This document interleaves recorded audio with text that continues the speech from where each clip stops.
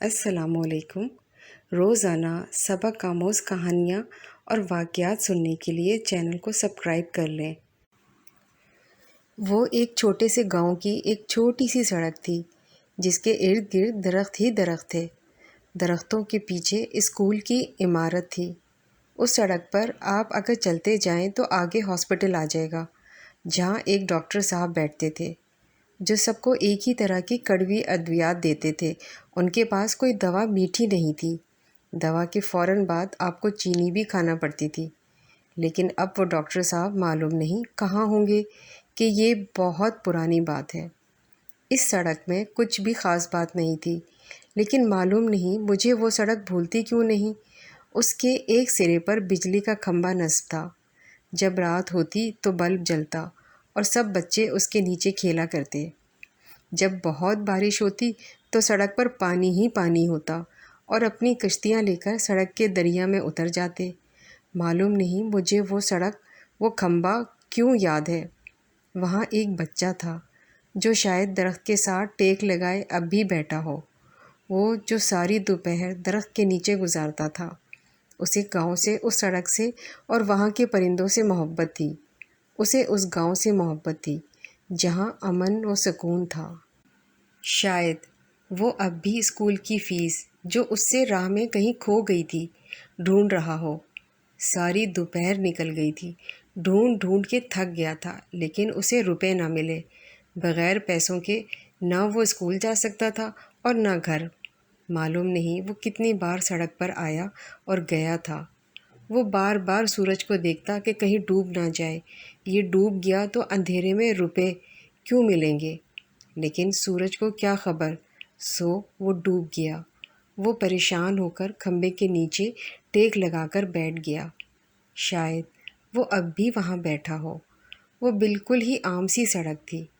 वो लड़का जो मेरे साथ शहर ना आ सका, अपने हम जमातों से झूठ बोलता था कि सड़क के किनारे दरख्तों में जिन परिंदों के घोंसले हैं वो सारे परिंदे उसके दोस्त हैं, और जब बाकी लड़के नहीं होते तो परिंदे दरख्तों से उतर कर आते हैं और वो मिलकर खेलते हैं।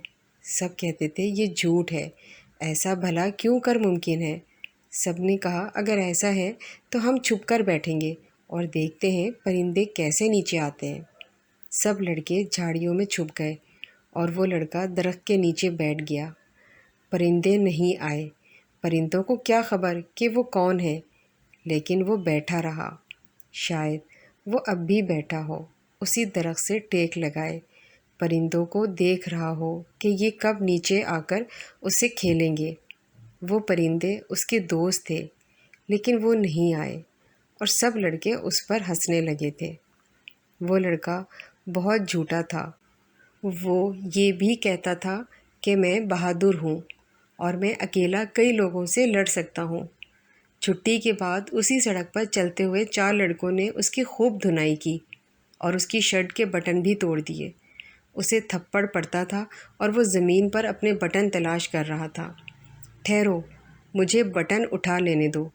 ठहरो, 1 मिनट ठहरो। ये मेरी जेब है। देखो देखो, जेब छोड़ दो। जेब भी फट गई थी, बटन भी टूट गए थे। अब बताओ, तुम्हें तो बड़े कराटे आते थे, तुम तो कई लोगों से लड़ सकते थे, अब बताओ। और वो लड़के चले गए। उसने बटन तलाश किए। जब सारे बटन मिल गए तो उसे एहसास हुआ कि उसकी कोहनी से खून भी बह रहा है। वो वहीं सड़क के किनारे बैठकर रोने लगा। शायद वो अब भी वहाँ बैठा रो रहा हो। मैं भला उसे कैसे साथ ला सकता था। वो ख़ुद बहुत ज़िद्दी था। हालांकि गांव के हालात अब भी पहले से नहीं रहे थे। हुआ यूँ कि एक जालिम दीवाने अपने हामियों समेत गांव पर कब्ज़ा कर लिया। जुल्म की स्याह रात छा गई थी। सूरज निकलता था लेकिन दिन नहीं होता था। काली स्याह रात में जिसमें कोई अगर उजाला करना चाहता तो उसे सज़ा दी जाती। गरीब डरे हुए लोग अब आहिस्ता आहिस्ता गांव छोड़कर जा रहे थे। दीवारों को अब दीमक चाट रही थी। वो गांव और वो गलियां कि जो सारा दिन बच्चों के शोर व गौल से मुस्कुरा रही होती, अब वीरान होकर सिसक रही होती हैं। हत्ता کہ وہ کھمبا کہ جس کے نیچے ہر شام بچے کھیلا کرتے تھے اداس تھا۔ سڑک اور زیادہ ٹوٹ گئی تھی اور اس کے ارد گرد جھاڑیاں بھی بڑھنے لگ گئی تھیں۔ اب گاؤں میں صرف دیو کے حامی اور چند ہی اور لوگ رہ گئے تھے اور ظلم و ستم جاری تھا۔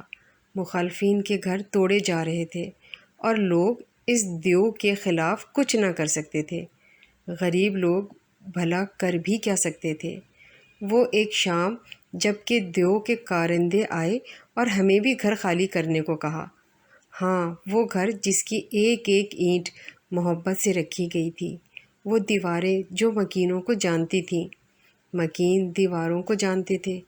وہ گھر خالی کرنا تھا، سو سامان باندھ لیا گیا تھا، لیکن وہ لڑکا اسی ٹوٹی ہوئی سڑک کے کنارے بیٹھا تھا جہاں اب جھاڑیاں ہی جھاڑیاں تھیں۔ اسکول بند ہو گیا تھا اور وہ ڈاکٹر صاحب جو کڑوی دوائیاں دیا کرتے تھے وہ بھی اب نہ آتے، لیکن پھر بھی وہ لڑکا وہیں بیٹھا تھا۔ میں نے اسے بہت سمجھایا کہ دیکھو، یہ لوگ بہت ظالم ہیں، اب ہمارا گزارا یہاں ممکن نہیں۔ ہم غریب ناتواں لوگ ان ظالموں کے خلاف کر ہی کیا سکتے ہیں؟ اٹھو میرے پیارے، اب یہاں ویرانیاں ہی ویرانیاں ہیں۔ یہاں اسکول ہے نہ ہاسپٹل اور نہ تمہارے دوست۔ اب یہ گاؤں چھوڑ کر جا چکے ہیں، سو ہمیں بھی جانا ہوگا۔ پر وہ نہیں مانا۔ اس کا خیال تھا کہ پرندے اس کے دوست ہیں، سو وہ وہیں رہے گا، اور وہ اسی ٹوٹی سڑک پر ہی رہ گیا اور میں شہر آ گیا۔ اگر آپ اس طرح کی ویڈیوز روزانہ دیکھنا چاہتے ہیں تو ہمارے چینل کو سبسکرائب کریں، لائک کریں اور بیل آئیکن کو آل کلک کریں۔